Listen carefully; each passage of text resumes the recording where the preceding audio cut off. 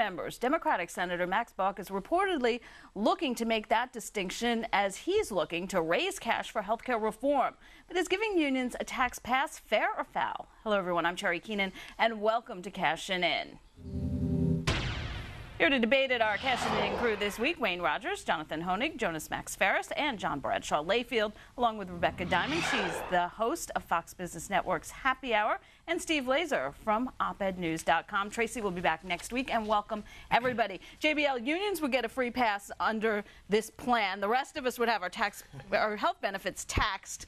Good idea or bad? This is horrible. Of course the unions get a free pass. Look, in this administration right now, if you have a powerful lobby and you got a ton of money, this Congress will bend to you if they have to change the law, if they have to break the law. What they did with Chrysler was completely wrong. They changed the law to benefit the unions. They absolutely screwed the secure bondholders. Yes, they're going to take care of them. Yes, it is wrong. Steve, whether you like it or not, this is called universal health care.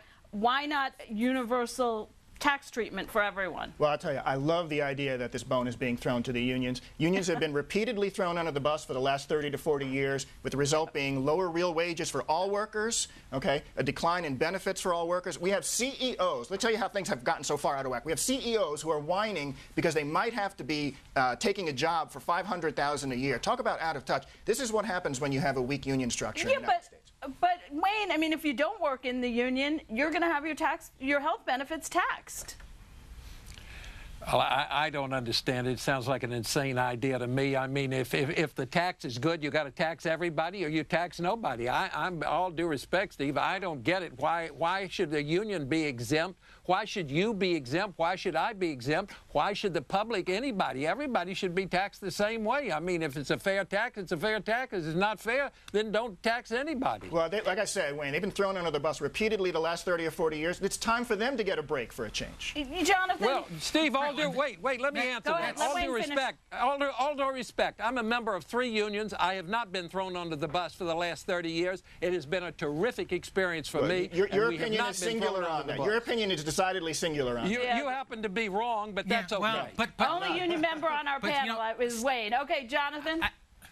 Well, and I think Steve's perspective is echoed in the White House. I mean, the president talks oftentimes, Terry, about looking out for working people. And that's right. Kind of French for, union people. That's who that is, right? I mean, the auto bailout, Steve, was anyway. It is, right. The auto bailout was a union bailout. And everything the president does is for working people, insinuating, quote, working people, insinuating that people who aren't part of the union somehow, don't work for a living?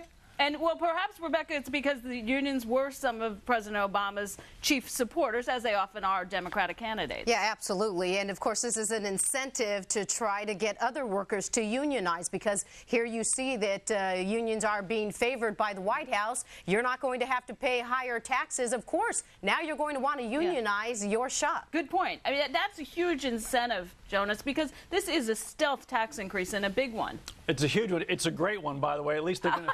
I'm all for it.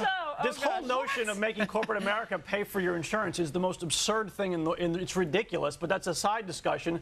I can explain away this unfair favoritism of unions in one way. Now, I know it smells fishy, but union workers have multi-year collective bargaining contracts. And part of that is this health care they negotiated. Most average workers don't have guaranteed health care from their employer over multiple years, except for top executives who put it into their 80-page employment contract. We shouldn't tax them then? We shouldn't tax the top executives who have contracts?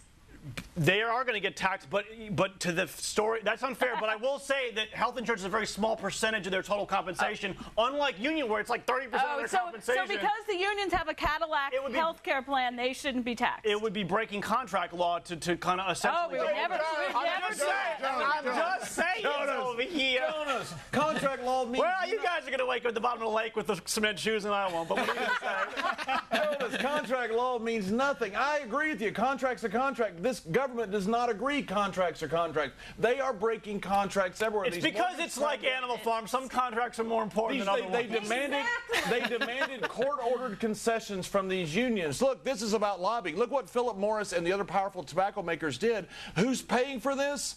The common man is paying for this. Yeah, Steve, I mean, it just doesn't ring fair for people who are making a working class income and aren't in a union are going to have their tax benefits taxed. Well, their as health I said, benefits taxed. you know what? It's time for unions to get a share. You know, unions have been, like I said, absolutely thrown under the bus for 30 or 40 years. They've got nothing. They've been fired from the air traffic controllers. 3-4 times what other manufacturing workers. Let's not forget what we're talking about here. You know, we're talking about a way to fund health care. This is a business program. Let's talk business for a second. You know, if you want to see some of the saddest, most long-faced people in business, go to a small or medium-sized business the time of the year that the controller gets the letter in the mail that says how much your health care premiums are going to go up for a change. Yeah. But Steve, at the kind of base of your philosophy seems to be class warfare, right? That unions somehow have more rights than others. I don't know, maybe blacks have more rights than others. It's not class Choose warfare. any like particular minority group you want to preference. I mean, it kind of seems what it is. Because to Wayne's original point, why should one subsect of the economy have more or less rights than anyone else? I mean, Terry Jonas brought up, I think, kind of the main point here, which is this whole notion of employer-provided health care goes back to World War II wage gap. Hike or wage caps. So essentially, a government intervention caused this problem in the first place.